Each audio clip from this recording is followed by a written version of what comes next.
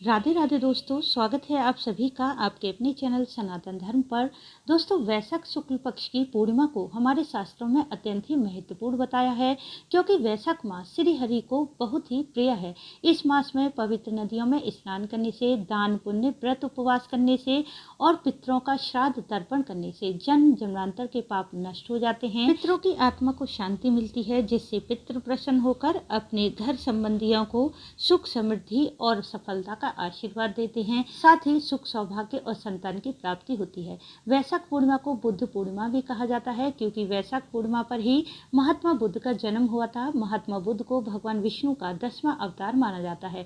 इसी दिन बुद्ध को पीपल वृक्ष के नीचे ज्ञान की प्राप्ति हुई थी, इसलिए यह पूर्णिमा पीपल पूर्णिमा भी कहलाती है। इसके अलावा यदि आप पूरे वैशाख मास स्नान दान व्रत पूजन नहीं कर पाए हैं, तो आपके लिए वैशाख पूर्णिमा अत्यंत ही महत्वपूर्ण दिन है। यह सभी कार्य करने के लिए, क्योंकि मात्र इस दिन स्नान दान व्रत पूजन किया जाता है, तो पूरे वैशाख स्नान का पुण्य फल प्राप्त हो जाता है। तो चलिए जान लेते हैं इस वीडियो में कि साल 2025 में वैशाख पूर्णिमा कब है, तिथि कब शुरू है, कब समाप्त है, पूर्णिमा का व्रत हमें कब धारण करना है, वैशाख पूर्णिमा पर स्नान दान करने का, भगवान सत्यनारायण के पूजन का शुभ मुहूर्त क्या रहेगा। यदि आपने पूरे वैशाख मास में स्नान दान व्रत किया है, तो इसका उद्यापन कब और कैसे करें, दीपदान कब और कहाँ करें, वैशाख पूर्णिमा की पूजा विधि क्या है, इन सभी बातों की जानकारी अत्यंत महत्वपूर्ण है। तो वीडियो को पूरा जरूर देखें, साथ ही वीडियो को लाइक जरूर करें, जिससे हमारे द्वारा दी गई जानकारी का प्रयास सफल हो। यदि आप चैनल पर पहली बार आए हैं तो चैनल को सब्सक्राइब कर लें, साथ ही बेल बटन को प्रेस कर दें, जिससे नई वीडियो का नोटिफिकेशन सबसे पहले आपको मिल जाए।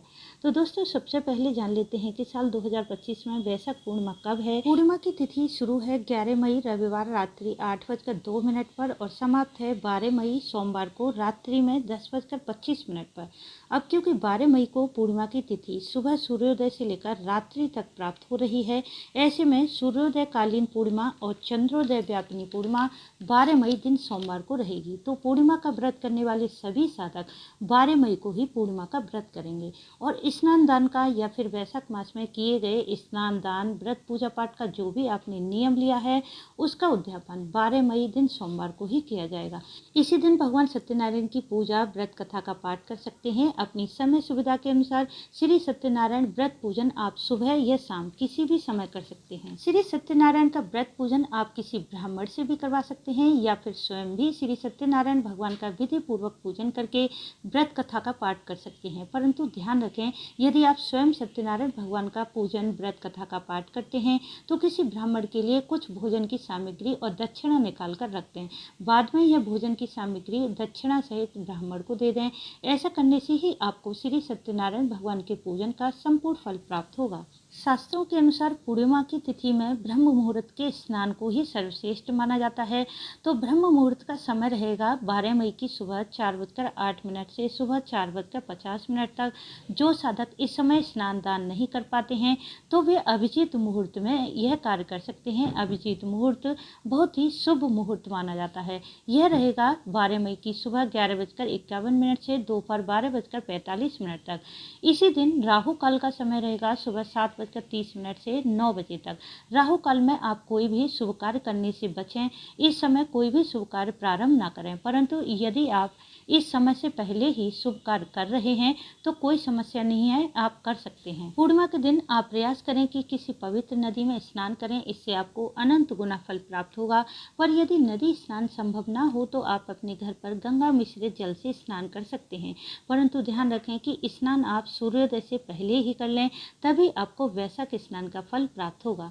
स्नान के पश्चात आप दान जरूर करें, क्योंकि पूर्णिमा की तिथि है।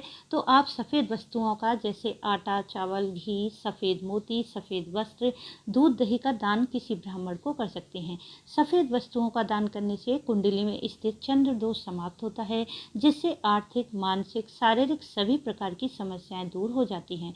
वैशाख मास है, इसलिए आप अपनी सामर्थ्य के अनुसार अन्य वस्तुओं का दान भी कर सकते हैं, जैसे अन्न वस्त्र पंखा छाता जूता आसन, सूती वस्त्र का दान कर सकते हैं। पूर्णिमा के दिन यमराज के निमित्त विशेष दान किया जाता है। एक जल से भरा घड़ा, खरबूजा और शक्कर का दान करें। ऐसा माना जाता है कि पूर्णिमा के दिन यमराज के निमित्त जो दान किया जाता है उससे अकाल मृत्यु का भय समाप्त हो जाता है। यह वैशाख पूर्णिमा का विशेष दान माना जाता है। मान्यता है कि वैशाख पूर्णिमा पर जो भी हम प्रसन्न होकर दान करते हैं वह दान दुगना होकर मनुष्य को प्राप्त होता है। पूर्णिमा की तिथि पर पीपल पूजन करने से घर का पितृदोष, वास्तु दोष और कुंडली के ग्रह दोष समाप्त हो जाते हैं। इसलिए इस दिन जल के लोटे में थोड़ा सा कच्चा दूध, शहद और सफेद पुष्प डालकर पीपल पर अर्पित करें और दीपदान करके पीपल वृक्ष की 7 परिक्रमा करें। किसी सफेद मिठाई का भोग भी जरूर लगा दें। पीपल वृक्ष में साक्षात लक्ष्मी नारायण का वास माना गया है, इसलिए पूर्णिमा पर पीपल पूजन से घर में स्थिर लक्ष्मी का वास होता है। संतान, सौभाग्य, धन, ऐश्वर्य, हर प्रकार की कामना पूर्ण हो जाती है। और क्योंकि यह पूर्णिमा पीपल पूर्णिमा है तो इस दिन विशेष रूप से आप पीपल वृक्ष का पूजन तो अवश्य ही करें। वैशाख पूर्णिमा पर भगवान शिव का कच्चे दूध से अभिषेक करें, विधिवत पूजन करें, भोलेनाथ के मंत्रों का जाप करें। पूर्णिमा पर भोलेनाथ का विधिवत पूजन, अभिषेक करने से जीवन के सभी कष्ट और परेशानियां समाप्त हो जाते हैं और सुख, सौभाग्य, सफलता बनी रहती है। पूर्णिमा की रात में चंद्रमा को अर्घ देने के पश्चात ही पूर्णिमा का व्रत संपूर्ण माना जाता है। साथ ही चंद्रमा को अर्घ देने से जीवन की दुख दरिद्रता समाप्त होती है, मानसिक, शारीरिक, आर्थिक समस्याएं भी दूर होती हैं और दाम्पत्य जीवन सुखमय बनता है। घर का कलह कलेश भी समाप्त हो जाता है। तो यदि आपने पूर्णिमा का व्रत किया है या फिर आपने व्रत नहीं भी किया है तब भी आप शाम को स्नान आदि करके साफ स्वच्छ वस्त्र धारण करके एक जल के लोटे में कच्चा दूध, शक्कर, अक्षर डालकर ओम सोम सोमाय नमः बोलकर चंद्रदेव को अर्घ दें। वैशाख पूर्णिमा के दिन ही पूरे वैशाख मास का पुण्य फल प्राप्त होता है। इसलिए यदि आपने पूरे मास दीपदान नहीं किया है तो वैशाख पूर्णिमा पर आप दीपदान भी जरूर करें। यह दीपदान आप किसी पवित्र नदी के पास कर सकते हैं या किसी पवित्र वृक्ष के नीचे या मंदिर में दीपदान करें। दीपदान करने से माँ लक्ष्मी की अनंत कृपा मिलती है। यदि आप पितरों के निमित्त दीपदान करते हैं तो आप अपनी घर की छत पर या बालकनी में दक्षिण दिशा की ओर मुख करके दीपदान कर सकते हैं। पितरों के निमित्त किए गए दीपदान से उनका मार्ग प्रशस्त होता है, जिससे वे प्रसन्न होकर अपने सगे संबंधियों को सुख, सफलता और समृद्धि का आशीर्वाद देते हैं। अब बात करें वैशाख मास के उद्यापन की, तो यदि आपने पूरे वैशाख मास में स्नान दान का संकल्प किया है या फिर वैशाख मास की अंतिम 5 दिन या 3 दिनों में वैशाख स्नान दान व्रत पूजन का संकल्प किया है तो इन सभी का उद्यापन आप वैशाख पूर्णिमा पर ही करें। उद्यापन आप किसी ब्राह्मण से करवा सकते हैं, उन्हें भोजन कराएं और अपनी सामर्थ्य के अनुसार दान दक्षिणा दें, या फिर आप चाहें तो स्वयं भी उद्यापन कर सकते हैं। परंतु ध्यान रखें, यदि आप स्वयं उद्यापन करते हैं तो श्री हरि का पूजन करके ब्राह्मण के निमित्त भोजन की कुछ कच्ची सामग्री जरूर निकालें। संभव हो तो उस सामग्री के साथ आप वस्त्र, फल, मिठाई भी रखें और उस पर दक्षिणा रखकर किसी मंदिर में ब्राह्मण को दान कर दें। धार्मिक मान्यता के अनुसार वैशाख पूर्णिमा पर सत्य विनायक व्रत भी किया जाता है। भगवान श्री कृष्ण ने अपने मित्र सुदामा को यही व्रत रखने की सलाह दी थी।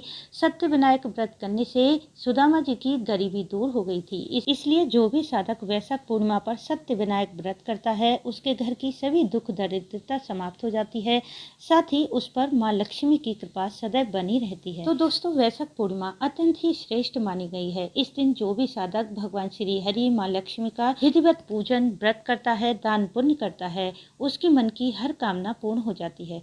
तो उम्मीद है इस वीडियो से आपको लाभ अवश्य मिलेगा। वीडियो अच्छा लगा हो तो इसे लाइक, शेयर, सब्सक्राइब जरूर कर लें। वीडियो अंत तक देखने के लिए आपका धन्यवाद। राधे राधे।